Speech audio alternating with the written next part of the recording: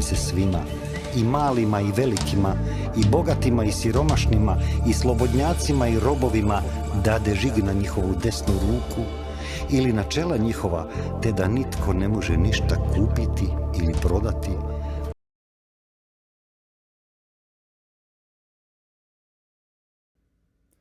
I had the honor to participate in a conference called On Guard for Liberty of Mankind, which took place from September 29 until October 1st, 2023 in Stockholm. I had the opportunity to talk with exceptional people about topics important to all of us around the world. So let's listen. You have heard many times how promoters of vaccine as a solution to the pandemic crisis cite papers published in reputable and the world's most cited journals with a high reputation. That should have been confirmation they were right. When we delve deeper in the matter of how scientific journalists function, how they are financed, and how they choose editors, we realize that they are anything but reliable sources of information. The conflict of interest and influence of interest groups has taken over the editorial policy so that only works that support the official narrative are published.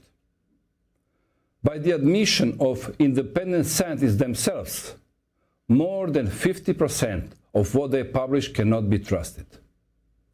Let's listen to what Dr. Pierre Corey from United States, known to the general public as the founder of FRCCC, an organization that successfully fought against COVID by treating it with cheap, generic drugs that did not enable Big Pharma to make profit like they did with vaccine, has to say about it.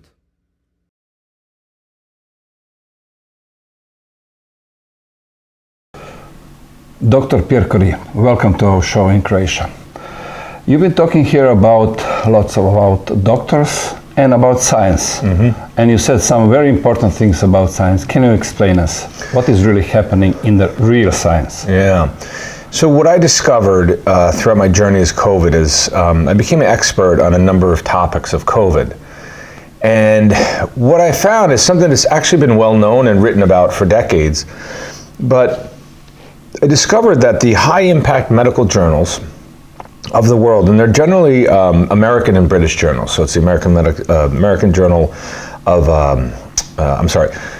the Journal of the American Medical Association, the New England Journal of Medicine, the British Medical Journal, the Lancet, is that they all severely censored studies that went against their primary conclusions that they wanted to communicate. So they really they communicated that the vaccines were safe and effective when they were not.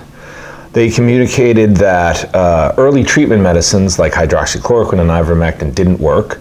And all of those things are 100% false. Those are all proven drugs in the treatment of COVID-19. We have 100 controlled trials of ivermectin. You have over 200 controlled trials of hydroxychloroquine. All of the summary data shows that they're highly effective in preventing and treating COVID. But you never could learn that from the high-impact medical journals. They only published negative studies. And on the flip side, with the vaccines, any study which found or led to the conclusion that the vaccines were actually much more harmful than they were beneficial, which is also a scientific truth at this point. Those vaccines are more harmful than they're beneficial by a large magnitude. None of that was published. And so the average doctor during COVID in the pandemic was practicing medicine with deeply false notions embedded into their thinking. They were promoting vaccines, thinking that they were helping their patients because all of those high-impact medical journals were telling them that. And they did not prescribe effective early treatment drugs because the journals were communicating that those are ineffective and they don't work. And so you had a horrible response to this pandemic. They were getting something that was making them sicker, and they were being deprived of things that could have made them well. And I think that is, to me, that is the foundation of the catastrophe that we're now witnessing. With the explosions and deaths and chronic illnesses and disability with the vaccines, the fraud really, the foundation of the fraud, there are many frauds in COVID, but none of them would have been possible without the collusion of the high-impact medical journals. The last thing I want to say about that is I am not the first person to say this. Former editors of those journals, like for instance, Dr. Marcia Angel, she resigned her post in 2001 after 20 years as the editor-in-chief of the New England Journal of Medicine, which is the #1 medicine journal in the world. And when I say high impact, that's actually a measurement of the journals, is that how often they're cited or referenced in other papers. And they generate something called an impact factor. So the New England Journal of Medicine has the highest impact factor of all journals in the world. And she resigned 20 years ago because she could not stay in her post because she saw the overwhelming pharmaceutical industry influence. And statements that she and former editors of, for instance, The Lancet and the British Medical Journal, they have said that you cannot believe more than 50% of what is published in those journals because the trial designs are manipulated, the data is manipulated, and it's all in the service of the pharmaceutical industry. And the last thing, the central lesson that I've learned is that what appears in those journals is what they allow to appear in those journals. And when I say they, I'm talking about the influence of the pharmaceutical industry. And so it's a sad state of science. My conclusion after these 3 years, not only is science broken and it's not real science, there's too much manipulated data out there that is done out of a financial conflict of interest. But that it's not new, and it's actually been that for a long time. We have numerous pharmaceutical frauds within our practice of medicine today. So things like statins for heart disease, the overuse of antidepressants, SSRIs, those are built on fraudulent data where negative studies are not published, harmful studies are not published, and the only studies that are published that show benefit to these medicines. And so they're in wide use around the world. The pharmaceutical industry knows this. There are unending pharmaceutical frauds. And it leaves you in a really difficult position because if you can't believe what's in our main scientific journals, then how are we going to discover, learn, and learn how to help our patients? That's my question. To whom we can believe if we cannot believe the science? Well, I gave a lecture yesterday about parallel health systems. I mean, I don't think we can reform that system. I think the entrenchment, the infiltration, the corruption is so, the scope and the scale is so vast that we need to start curating journals that do not have a financial conflict of interest, that do not accept money from the pharmaceutical industry. And I think those are the only journals that you really can look to. The last thing I will say is that I'm really focusing on the high-impact medical journals because they have an outsized influence. If you get a paper in one of those journals, it will be read by millions of doctors around the world. There's another problem, is that physicians generally do not read studies critically because these frauds and these manipulations, if you're a careful reader of scientific manuscripts, you can see that they're unreliable and that they oftentimes conduct actions which render the results illegitimate. And so you can discern what to listen to and what can't, but you have to be very careful. You have to critically analyze these papers. Most doctors do not have that time, nor the skill, actually. We do try to teach it in medicine, but not to the extent that they need to. But when you move outside of those journals, so to like what I would call second and third tier journals with lower impact factors, not as well known, boy, you can find really good papers in those journals. So I mean, there is a way to identify good published science to help you guide your practice of medicine, but you have to be extremely discerning and extremely skeptical. That's probably the main fault I see in doctors, is their skepticism, their scientific skepticism of papers in those journals is not high enough. And you are still now dealing with people who have been injured from the vaccines. Yes. Where they can find you and your suggestions. Yeah, so first would be my nonprofit organization, which is Frontline COVID-19 Critical Care Alliance. FLCCC. Yep, and the website is flccc.net. And there we have a treatment guide for vaccine injury and long COVID. It's a guide. It has a number of therapies that we've researched with clinical data from similar diseases and similar injuries. And I think that's a really helpful start. My private practice, and I see patients in every state in the US and in multiple countries too. I have patients in Canada and Australia. That's at drpierrecorey.com. So drpierrekory.com. Thank you, Dr. Corey. Thank you. Continue with your work, with your research, and we'll see in the future. Things has to be changed because we cannot repeat this kind of mistake what we've done in the last 3 years. I completely agree, and we're going to keep fighting on and trying to get the truth out. Thank you. Thank you. Media and large technological corporations such as Google, YouTube, Twitter, Facebook, Instagram are the most powerful weapons of interest groups that creates the official narrative. Censorship of dissidents and pushing of propaganda led to a large number of people truly accepting vaccination as a salvation from the pandemic. Today, we see that is not the case, and that the mainstream media were PR agencies and their journalists were activists. As they are currently losing information war against alternative media and citizen journalism in social networks, they are called on the faithful allies, politicians, to strengthen censorship. They ironically called the new censorship laws media freedom laws. Mike Robinson, head of UK column, best described the kind of censorship that awaits us in order to silence a different opinion.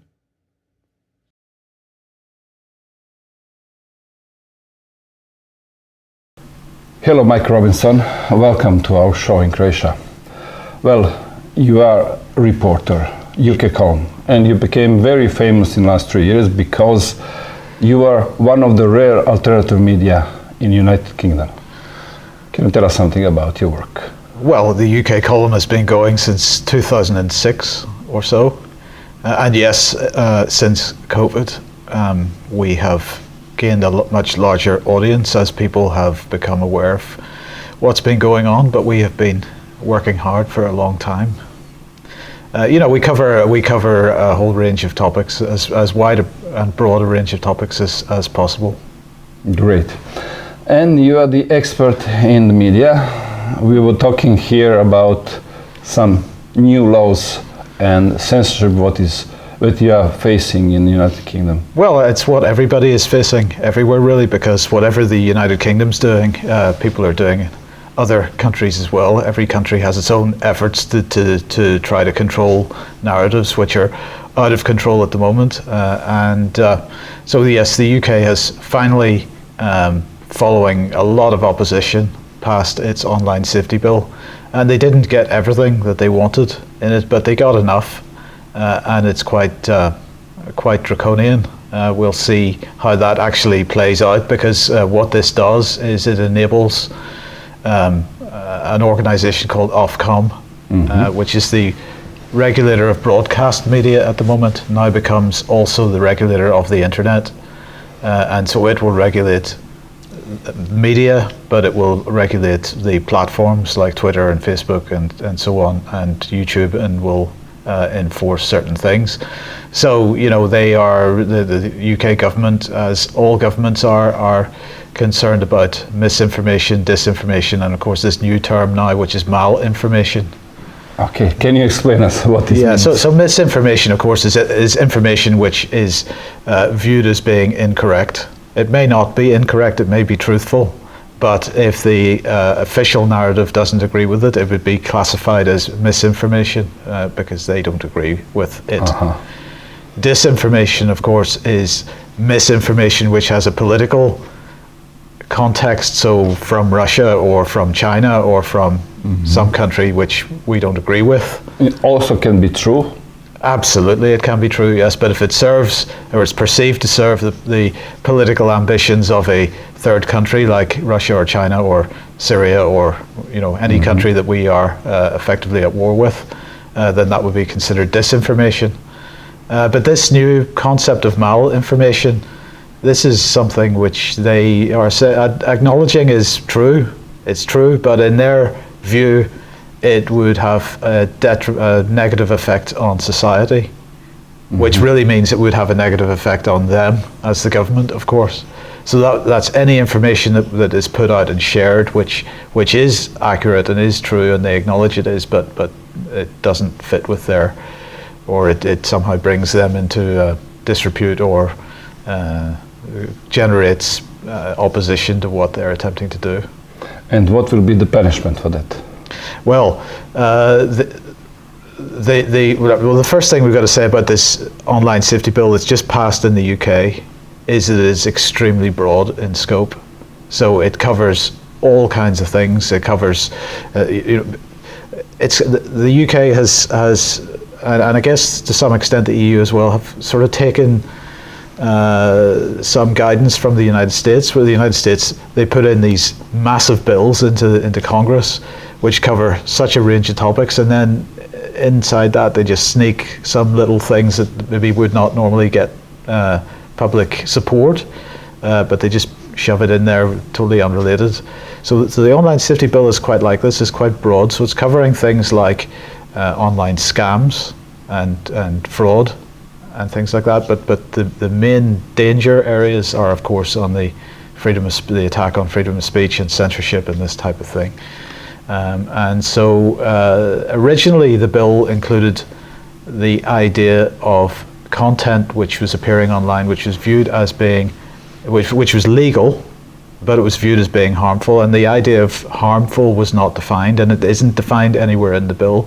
So it's basically anything that they decide is harmful. It's harmful, yeah. And so they wanted to include that in the bill, but actually there was such opposition to that from not just from the likes of us, but broadly in society, that they had to drop that. So what they're now saying is, what the bill now says is that if you're running a social media platform, for example, like YouTube or whatever, and you have terms and conditions attached to that, so community guidelines, and you say that certain types of content are acceptable and certain types of content are unacceptable, you've got to enforce those terms and conditions to the letter, or you're subject to, as a platform, Rumble, for example, potential prison sentences for managers and massive fines. I mean, huge fines, 10% of global turnover, not profit, turnover.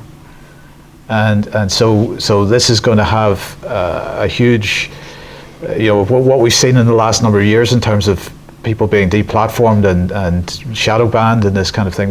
That's now enshrined in law in the UK, and so that puts huge pressure on the social media companies to do much more of that. On top of that, then they have, for example, clauses in there which say that if you or I, as individuals living in the UK, put out information which we know to be false. Now, they don't define how they know that how they would become aware that we know that the information was false, but nonetheless, if we push out information we know is false to an audience, and that audience could be one person or it could be 100,000 people, doesn't matter, then we could be prosecuted, and for each case, each offence, subject to 6 months in prison and £5,000 fine. But if you're accredited media, recognised media, that's important. They are not able to, no matter if they push out false information, it would not be subject to the same sanction. Repeat this, it's important. So the clause 180 says that I, as a member of the public or an alternative media outlet, if I say something which they say is false and that they claim that I have done this deliberately, I am subject to prison sentence potentially and a fine potentially. But if I decide to submit myself, or the UK column decides to submit to the regulatory regime, and we become accredited media, we cannot commit that offence, even if we tell lies. Right? Great. Can we make some example for the last 3 years? What could be deliberately false information that you are spreading in the beginning of 2021? For Vaccines example, are safe and effective. Okay. If you said in the beginning of 2021 that vaccines are safe and effective, you could go to jail. No, because that's the government's narrative. Vaccines are safe and effective, okay. and the mainstream press was pushing that out. Now, I would argue, and you might argue, that was a false statement.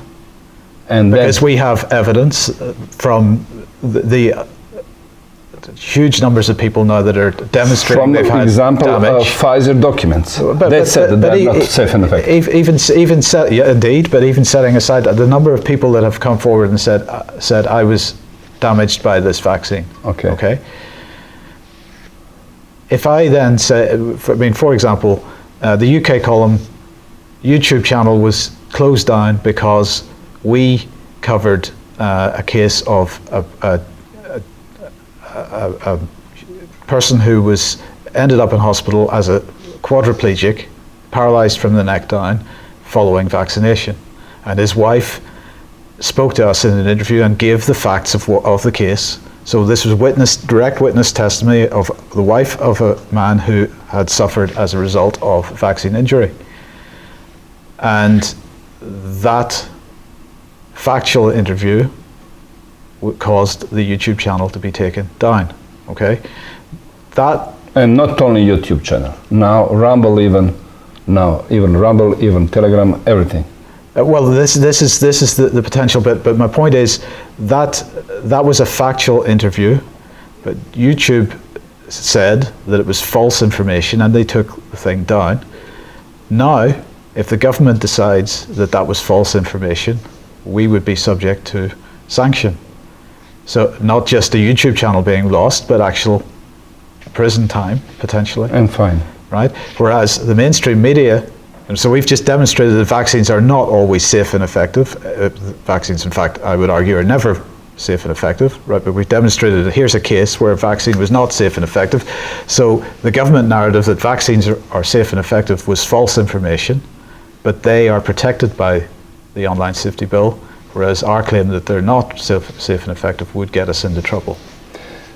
I see that there will be lots of self-censorship, and also that will maybe even totally bring down people who are now maybe the only voices of alternative media who are speaking loud about unpleasant truths. So that can't be allowed to happen. And I think that the only way that that can be prevented is if people don't cave into this type of pressure. I think that we have audiences, and audiences need to become active and supportive. And I think that actually, this type of legislation, as bad as it seems, it can't work at the end of the day. Because if, for example, the British government decided to prosecute me or anybody else that's in alternative media in the UK, there would be quite a response from our viewers, from our listeners, from people that we know. And this type of pressure they don't deal with well. So I actually am quite optimistic that no matter what they say, what they're attempting to do is to, of course, put fear of the consequences of speaking out into people, but I don't think that's going to work at the end of the day. I hope that you are right. Thank you, Mike. Thank you for your work, and continue. There's a lot of things in front of you, and we'll have to be a loud voice of the truth, because we cannot expect from the mainstream media to do it. Yeah, indeed. Thank you. Yeah. Not all mainstream journalists have betrayed their profession. There are still those from whom ethics, morality, and journalist integrity come first. I had the opportunity to talk about it with Mark Sherman, a former BBC journalist. Listen to his unique experience from the time of pandemic.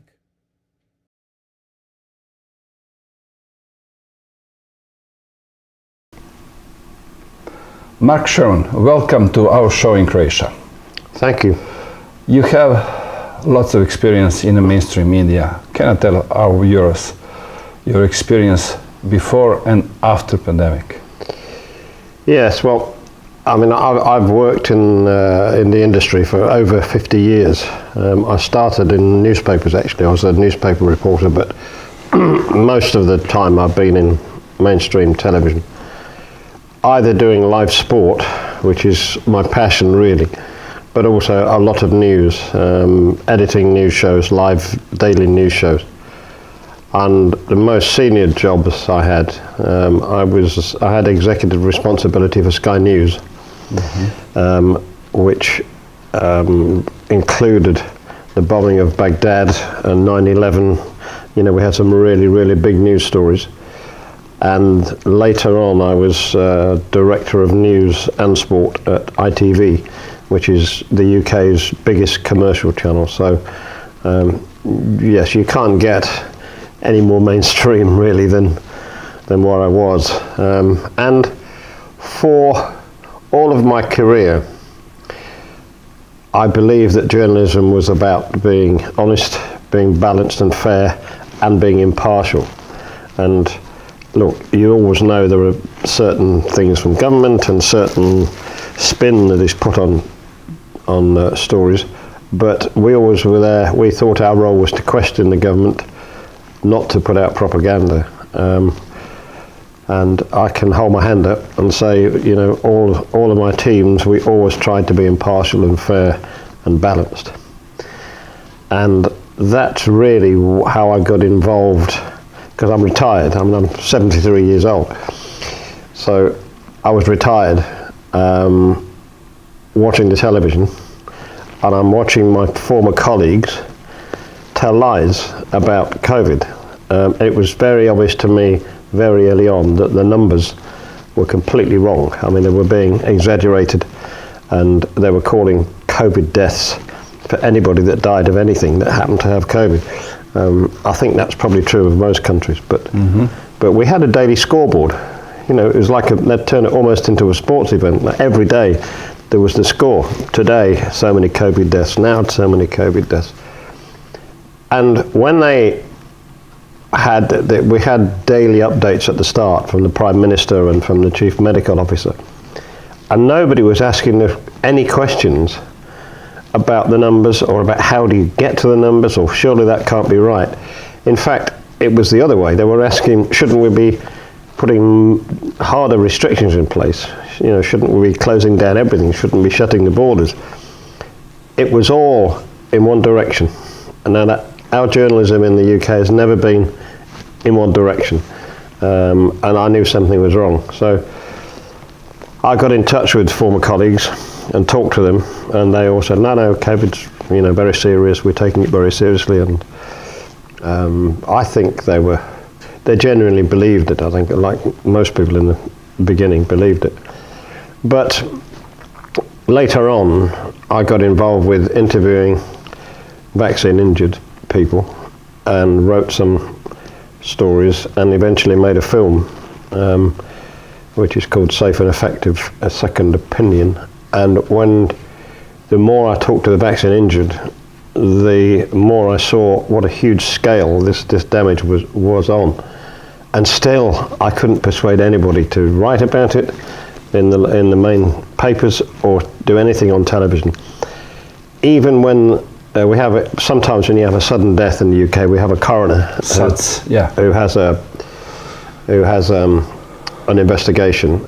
And even when they admitted it was a vaccine death, you would get about that much on the vaccine death, and then about that much on how safe it's a very, very rare. The vaccine is safe. It's been safe and effective. It's been tested. You would always get that same disclaimer. It was a concerted effort to support the government, to support the vaccines, and not to look, behind the curtain. And how is possible that all media around the world were doing the same thing, mainstream media?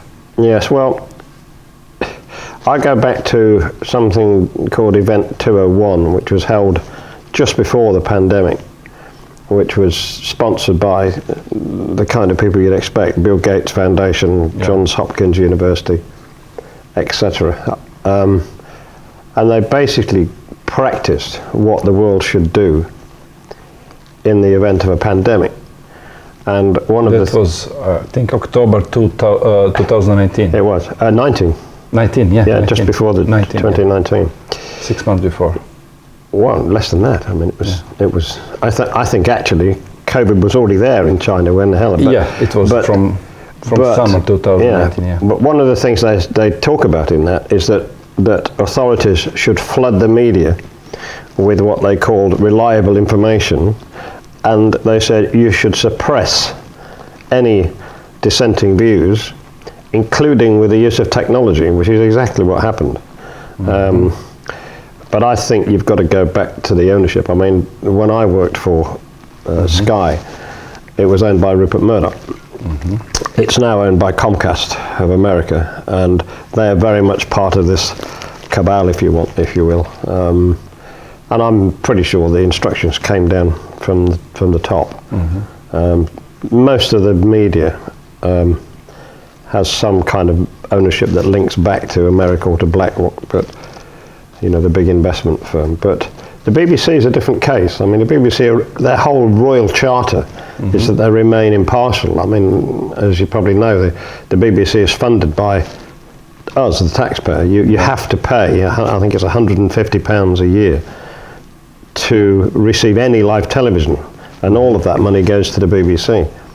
And the royal charter says they must remain impartial, but they haven't been impartial at all. They've turned into a propaganda arm for the government. I know that for a fact that both the BBC and Ofcom, the regulator for broadcasting in UK, they were both sitting in on private government meetings to discuss COVID and the coverage. Now, the BBC, they both say they were only there as observers, but you don't sit in on government meetings and then go out and do exactly the opposite, I mean, but the BBC, two things, that they've set up their own disinformation unit and something called BBC Verify, and why you should trust the BBC. And, all they do is pick off anything that criticises the accepted policy on COVID or on the Ukraine war or on climate change. They have their set agenda, and anybody that dissents from that, they verify their point of view, and they brand everybody else as conspiracy theorists. It's like they're fact checkers, but they're not really independent. Yeah. But of course, the other thing about the BBC is they were the founder members of something called the Trusted News Initiative. That's what which is a group of major broadcasters and all of the big tech companies. And they essentially decided that they would together control the narrative. But worse than that, they set out to destroy any independent media that was threatening their business, which is why there is an antitrust case in the States coming up, in the United States, whereby Robert Kennedy's organization, they are taking the Trusted News Initiative to court on an antitrust basis. So, you cannot have a monopoly that cancels out any potential independent opposition. And it's been proven as well that the government agencies in the States were directly involved with big tech and with the Trusted News Initiative. So, I mean, they were getting instruction and working with American federal agencies like the CIA and others. And of course, we've also discovered that in the UK that there are units within Westminster who are also spying on and analysing messages on maybe not WhatsApp, but they're analysing the opposition. Yeah. And they know what we're saying, and they're involved as well in cancelling. I mean, people in medicine and climate science, they have lost their jobs. There's a very sophisticated cancellation process where people have lost their jobs for speaking out. Not so much in the media. We don't have the same associations as you might have in there's no general medical council for journalists.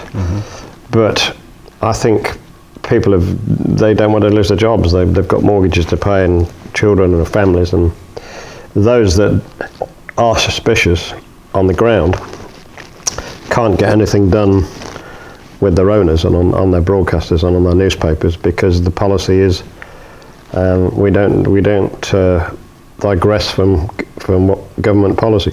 Yeah. I mean, the BBC, we've actually got on tape in the film we made, we've got the BBC on air saying it is BBC's editorial policy not to discuss, not to debate with anti-vaxxers, even though they may be right. I mean, actually said on air, and this is the impartial, supposedly royal chartered BBC, we do not discuss that side, even if they may be right. Yeah. It tells you all you need to know. Yeah. And there's, of course, now more censorship coming because they brought new laws. What Yes. are you expecting that will happen? Do you know that the strange thing is that the public haven't really warmed up to this? They've not understood it. But I mean, it's not surprising because it's not been discussed in the newspapers or the television. I mean, if the BBC had come out as an outcry for this, the people would understand it. But under the online safety bill, and strange enough, under an energy bill, the government have got powers to fine and even put people in jail for not doing what's required. I mean, independent media under this new bill are under threat of being fined or sent to jail for not agreeing with the main narrative, whereas mainstream newspapers and broadcasters they're what's the word? They're free. Exempt. Yes, thank you. They're exempt from this rule, which is, again, it's totally biased. It's to shut up anybody that questions. So they control the mainstream and silence and criminalise anybody that speaks out. I mean, it doesn't sound anything like any Western democracy you've ever known about. It's. I mean, we're looking at things that we learnt. We learnt from Russia and China, and I mean, you can't really believe this is happening in the UK. I mean, it's a severe censorship with the threat of jail, and the energy bill they've just put through has given them the powers. They're putting smart meters into everybody's home to help them control the electricity and the gas, and they now have the power to forcibly enter your house. If you don't want to have the meter, they can forcibly enter your house, backed by the police. And if you continue to resist, again, fine, potential jail. I mean, this is, we have a phrase, I don't know if you've heard it, but an Englishman's home is his castle. Not anymore, it's not. They can come in and do what they like. It's, as I say, I'm 73 years old. I don't recognise the environment in which I'm living. It's counter to everything I've grown up with and enjoyed. And in UK now they're pushing hard this climate agenda. Yes. And they are trying to protect you from the climate, putting you in 15-minute cities. Yes. What do you know about this new ULEG? Yes. Everything they're doing at World United Nations government level is all about for my benefit, to help me, to protect me, and of course it isn't at all. It's to protect them and to help them. And the climate change is the cover story. They justify everything by this carbon neutral and their targets to get rid of carbon, and it's certainly on the agenda to have all of us will have carbon credits. So we're only allowed to eat so much meat, to drive so many miles, to use so much fuel, to have so many flights. This is all in the immediate future agenda. And of course it's all based on this cover story of climate change and the fact that carbon is affecting the climate. It is very, very easy to prove that that's not the case. It's just a lie. Yeah. I mean, going back to COVID, COVID was never a threat to healthy people, never. even at my age, I was 99.7% likely to overcome COVID without any problem. Without using medicine. Absolutely, without using medicine. But with the medicine, there is even more percentage. Yes. I mean, you know, for me, it was a very simple choice. 99%, you're going to be fine, or you can have an experimental jab. Well, sorry, I'm not doing that. And the next bit, you know, you've got to do it for everybody else. You've got to help the community. Well, I'm sorry, I'm far too selfish. That didn't win me over. And there is also an agenda that they are now teaching children in school. They can be whatever they want. They can be any kind of gender they want. Yes. Teaching is an interesting phrase. I think they're more being indoctrinated into things. They've been indoctrinated into climate change. I mean, they all, from, you know, probably from 0 to 35 years old now, they've all grown up with climate change and they absolutely believe it. And they're completely indoctrinated in it.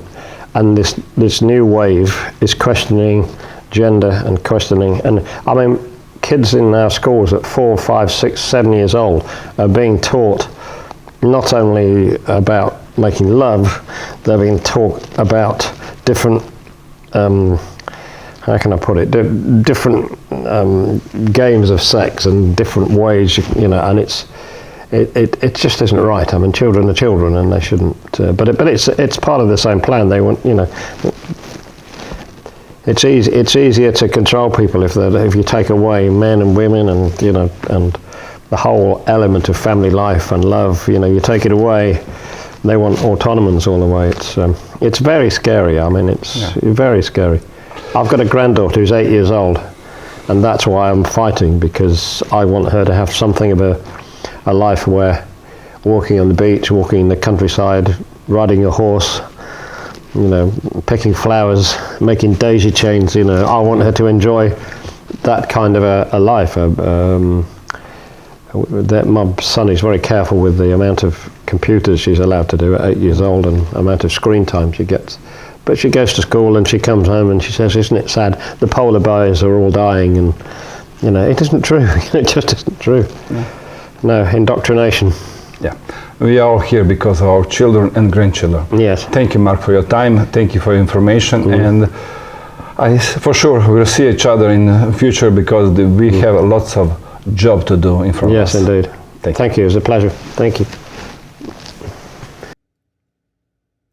Well-intentioned people in the Western democracies believe that we live in orderly states where the separation of power into legislative, executive and judicial is foundation of democratic society that we have acquired through centuries of bloody conflicts. With this faith, we trust that the only place where we can expect final law and sometimes justice are the courts.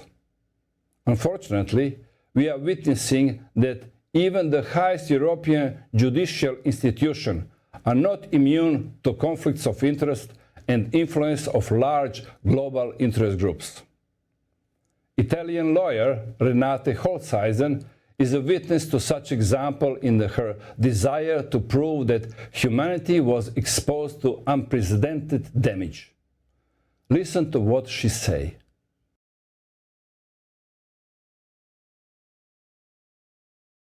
Hello, Renata Holzeisen. Welcome to our show. And you are covering legal issues, and there is some very important things what is happening, what you are now experiencing in Europe.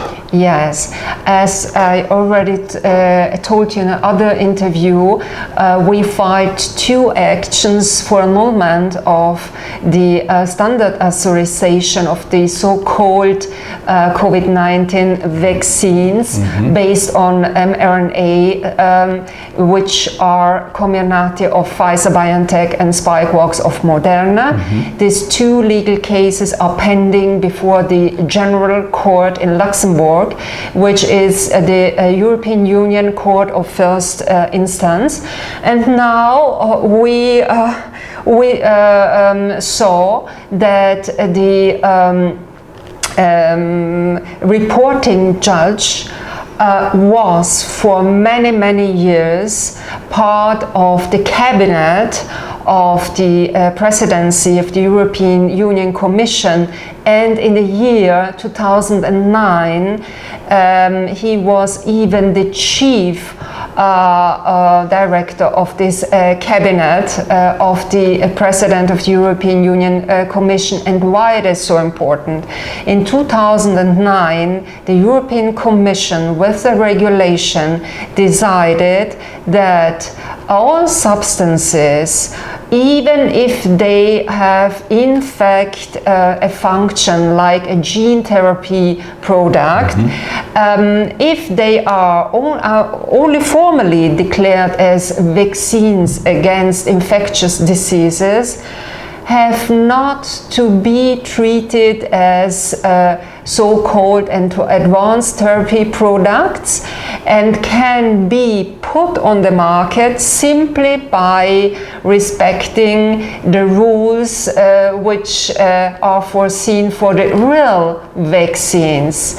So in 2009 the European Commission put the basis, introduced the legal basis for that, what we have seen now in the last 3 years, where substances based on gene technique engineering were put on the market as vaccines without any clinical trials who confirmed efficacy and safety.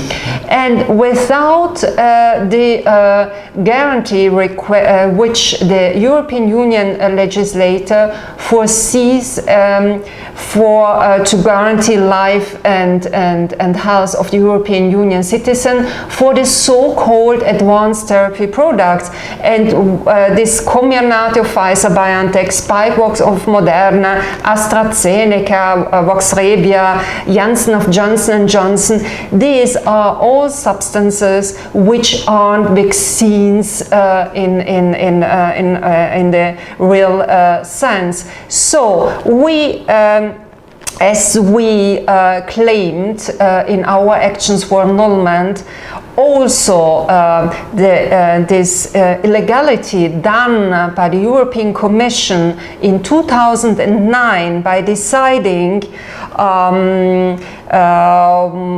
that all substances, even if they function like a gene therapy product, but are defined formally as vaccines, can put on the market very easily.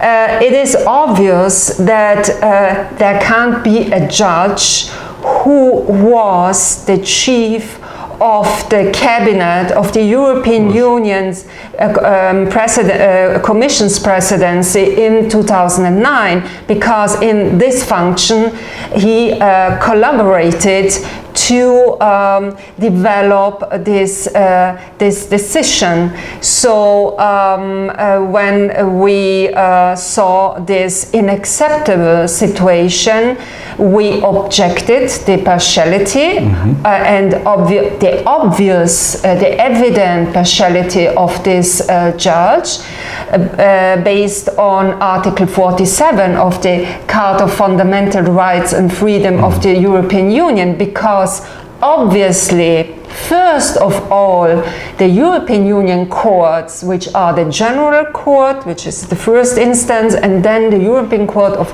Justice, which is the second instance, have to guarantee the independence and the impartiality of the judges. These are fundamental principles for a fair trial. And we filed the objection and we rejected this judge, Mr. Leitenberger. He had very important functions within the European Commissions for until 2019. So, and now we are waiting for the decision of the presidency of the General Court. I must say, as a lawyer, if they don't accept our objection and substitute this judge, then it is evident that we, on a European Union level of the courts, don't have the guarantee of fair trial, and that in the European Union, at the end, there is no separation of powers, and that would also mean that we are living in a fake democracy. The law is clear. The law is clear because this situation is so serious, so clear, that a person who was part all the time in the highest role of the European Commission and contributed to the decision we are claiming as illegitimate within the actions for annulment, for which we are asking the judge to declare the nullity and to annul them. It is clear that this person can't be part of the Senate of Judges which has to decide these two actions. This is a simple principle which has to be guaranteed in each court of democracy. And we are very, very astonished that we are facing this situation on the General Court in Luxembourg. But with these two cases, not only because the cases itself are very, very important, because if we accept that the European Commission gives the standard authorization, which means that to these two substances for which the efficacy and safety was never confirmed by clinical trials. Officially from also EMA. Was never confirmed because, as you know, the control groups were annulled only a few months after they put them on the market on a conditional way. What means conditional way? The conditional marketing authorization has foreseen that the producers had to confirm by clinical trials efficacy and safety. But the control group, the placebo group, was annulled only a few months after these substances were put on the market. And the producers itself declare this fact. And it is criminal. It was also the conditional marketing authorization, already the conditional marketing authorization criminal, because there was no, never a positive benefit risk ratio. But given then although there was no confirmation by clinical trials of the efficacy and safety, and although this they gave them unconditional marketing authorization, this is definitely criminal. So we obviously can't accept this, and we will go with these cases also in this, to the second instance, to the European Court of Justice. But this fact that we are facing a situation that the reporting judge of the court at the end belongs to the opposing party in this legal proceedings, because I filed with the scientific assistance of Children's Health Defense. I'm a member of the board of Children's Health Defense Europe.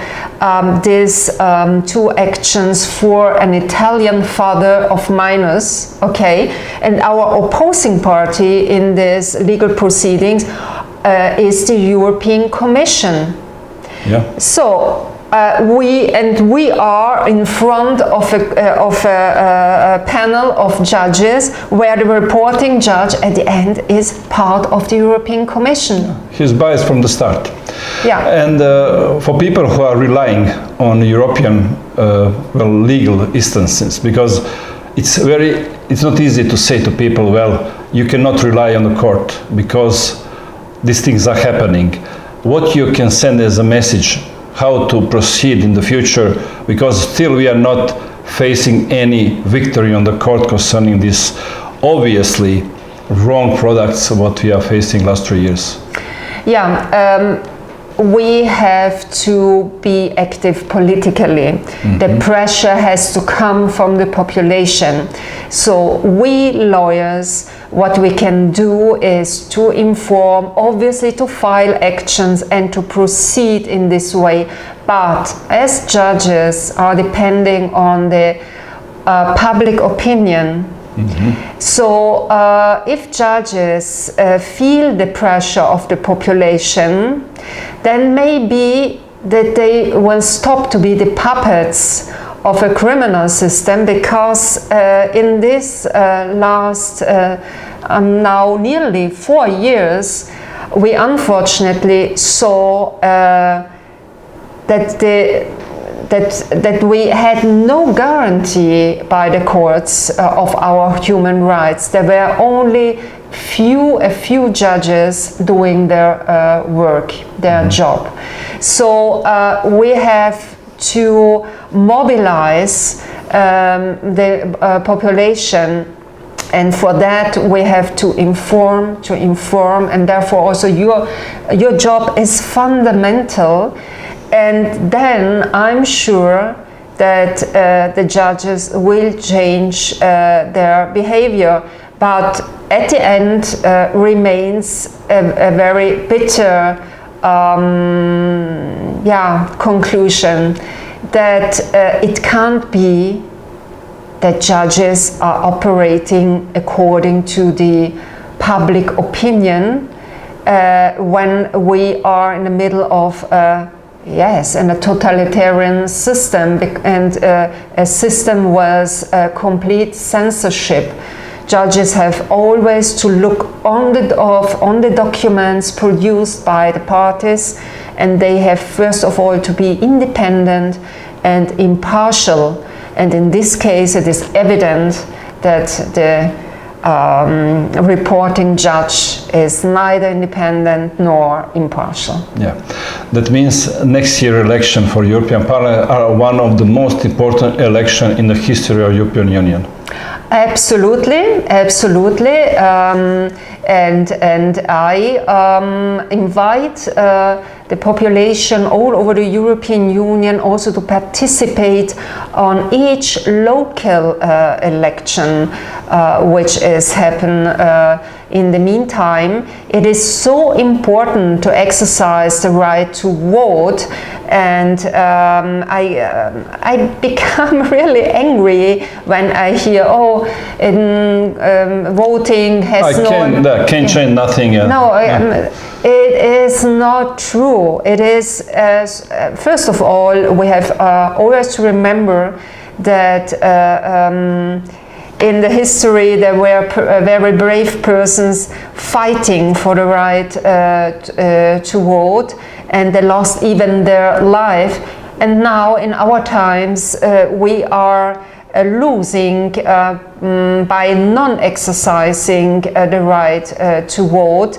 This is absolutely unacceptable, and we have to show that we want to vote.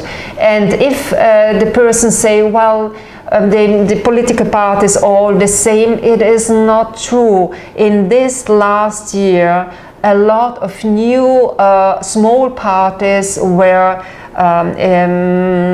established and formed by persons who opposed continuously these totalitarian measures.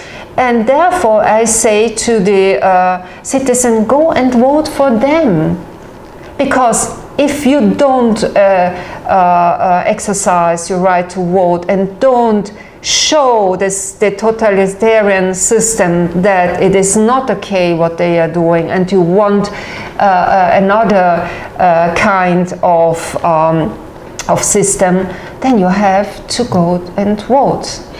Well, if we sleep in democracy, we can wake up in dictatorship, and it is happening right now. Thank you, Renate, and continue with your fight, and I will continue, of course, to spread your word. Thank you very much. Thank you. Nitko vas neće natjerati da se poklonite zvijeri, učinit ćete to svojevoljno, odbacujući vjeru. Bićete laka meta za zvijer, jer se niste podredili vjeri. Ako se ne podredite vjeri, podredit ćete se zvijeri. Toliko ćete se suobličiti sa ovim svijetom, da nećete ni prepoznati da ste u zabludu. Biće to najveća demonska prevara ikada i pravedno zaslužena osuda nad nepokajanim grešnicima. Gdje su svi?